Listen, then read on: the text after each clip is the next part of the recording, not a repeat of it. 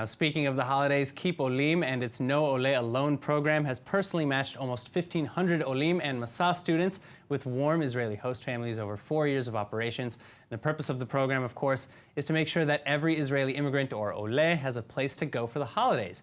And our guests today are just some of the beneficiaries of this incredible program. Please welcome Lori and Scott Albert, who were matched for the host during Passover, and Max Hauser, who was matched just this week for Rosh Hashanah. So Max, actually, we'll start with you. Tell us a little bit about your experience. Where were you hosted?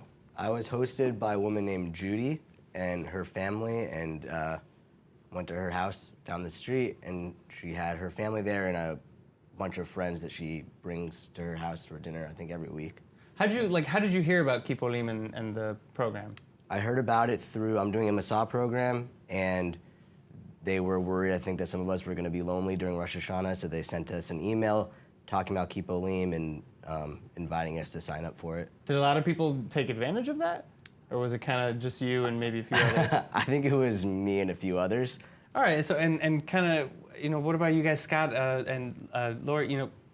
Tell me a little bit about your Sure. So Lori and I made Aliyah in March, the end of March, and we reached out to KeepOlim. We found them on Facebook, and they paired us up with the family called the Ephraim family in Beersheba, and we went for the Passover Seder, and we ended up making a real long friendship with this family. That now the husband is one of my good friends, and they're members of the Chabad community there, English-speaking Chabad community in Beersheba.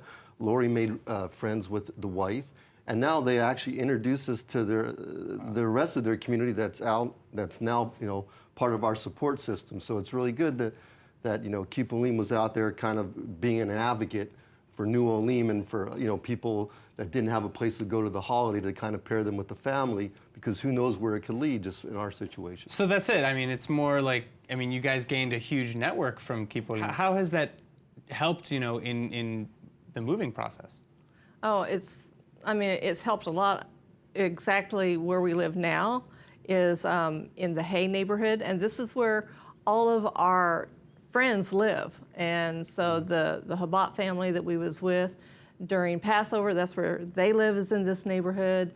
And then many other friends that we have met, since we've been there in the past 6 months, I guess it's been, they also live in that neighborhood too, so.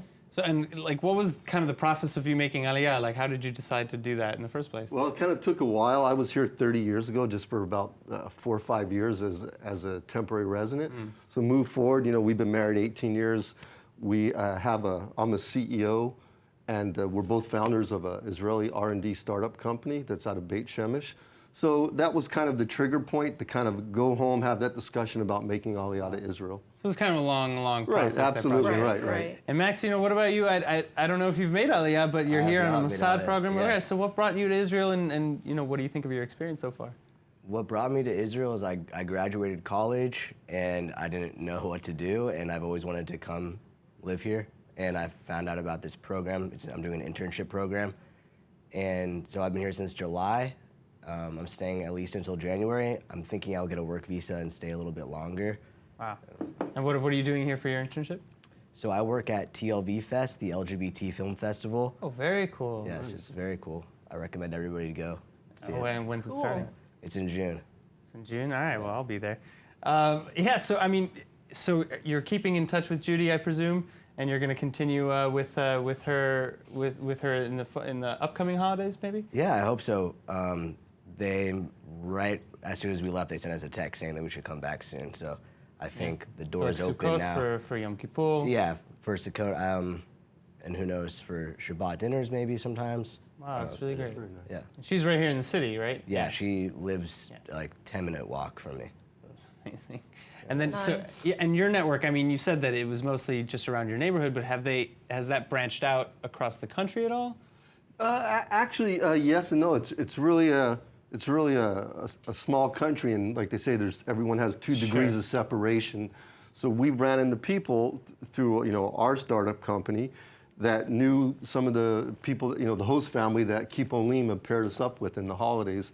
So it's kind of just it's a really small world. I know it's a cliche, but it really. Jewish geography is what they call it, in the States at least. Yeah, I know, absolutely.